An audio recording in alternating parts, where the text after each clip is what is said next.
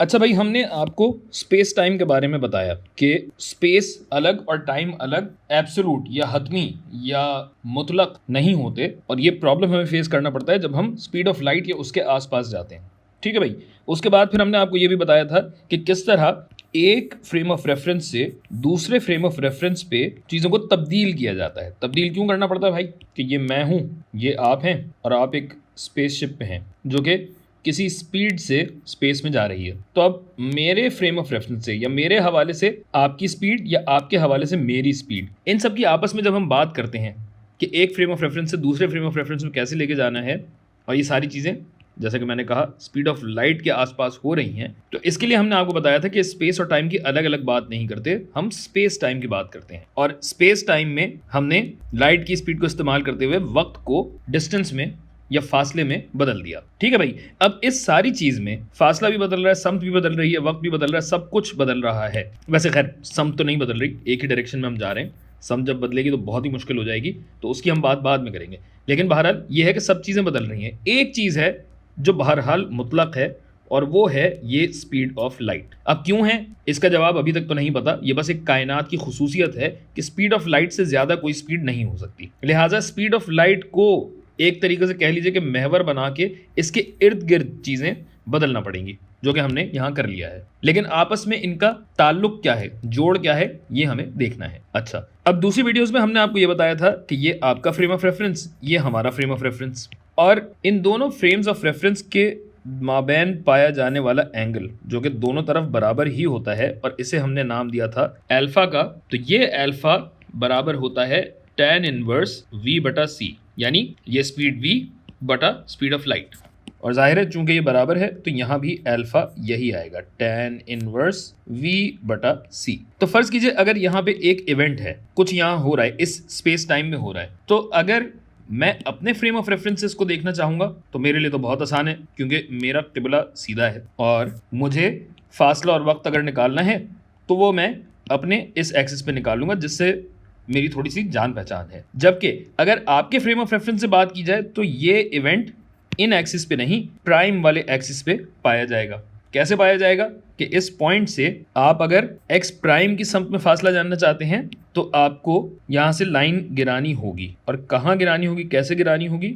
ये गिरती हुई लाइन, गिरता हुआ खत सी टी प्राइम के पैरेलल या मुतवाजी होगा, यहां वाला पॉइंट, जिस पॉइंट पे जाके एक्स प्राइम से आप मिलेंगे।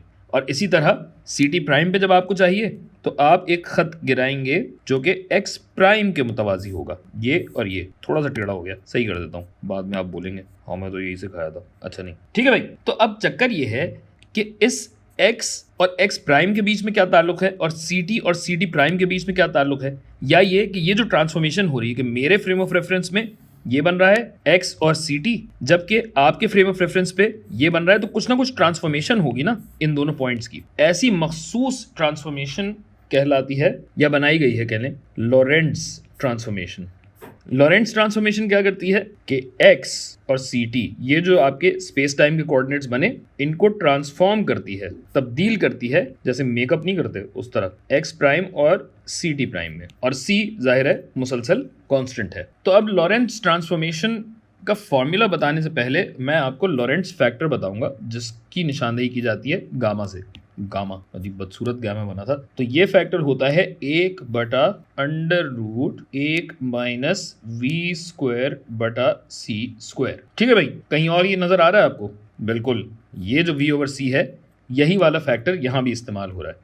अच्छा, बाज जगहों पे, चंद रिवायात में आपको शायद ये यूं भी लिखा हुआ नजर आए, 1 ओवर अंडर रूट 1 माइनस बेटा का स्क्वायर। गोया बेटा क्या हुआ? बेटा बराबर हुआ v ओवर c के, जिसका मतलब ये है कि आप इस पूरी चीज को लिख सकते हैं tan इनवर्स बेटा, और यही काम यहां भी होगा। तो क्या है भाई लॉरेंट्ज ट्रांसफॉर्मेशन? बताइए। लॉरेंट्ज ट्रांसफॉर्मेशन ये कहती है कि अगर आपको x प्राइम चाहिए तो x प्राइम की ट्रांसफॉर्मेशन बनेगी यही लॉरेंट्ज फैक्टर ज़रब x माइनस बेटा सी टी और आपको सी टी प्राइम अगर चाहिए तो इसी का उलट होगा। उलट कैसे? सी टी माइनस बेटा एक्स। और बस, ज्यादा परेशानी वाली बात नहीं है। जो परेशानी वाली चीज थी वो आप ऑलरेडी झेल चुके हैं। अच्छा, ये बात आपको मैं बताता चलूं कि जैसे जैसे आपकी स्पीड बढ़ती चली जाएगी, ये शायद मैं पिछली वीडियो में बताना भूल गया हूं, जैसे जैसे आपकी स्पीड बढ़ती चली जाएगी तो जाहिर है ये v ओवर c का जो फैक्टर है, चूंकि ये v इसमें बढ़ता चला जाएगा तो ये जो अल्फा है ना आपका, अल्फा बढ़ता चला जाएगा और ज्यादा होता चला जाएगा, यानी ये दुबला होता चला जाएगा। और इतना दुबला होता चला जाएगा कि अगर हम बराबर की स्पीड पे जा रहे हों, मतलब मैं तो स्पीड ऑफ लाइट पे था ही, आपकी स्पीड अगर मेरे बराबर हो जाती है तो आपका फ्रेम ऑफ रेफरेंस भी यही बन जाएगा। गोया ये इवेंट जो है वो वहीं पाया जाएगा जहां मैं हूं, यानी स्पीड आपको कम या ज्यादा नहीं लगेगी, वैसी ही चीजें नजर आ रही होंगी जैसी मुझे नजर आ रही हैं।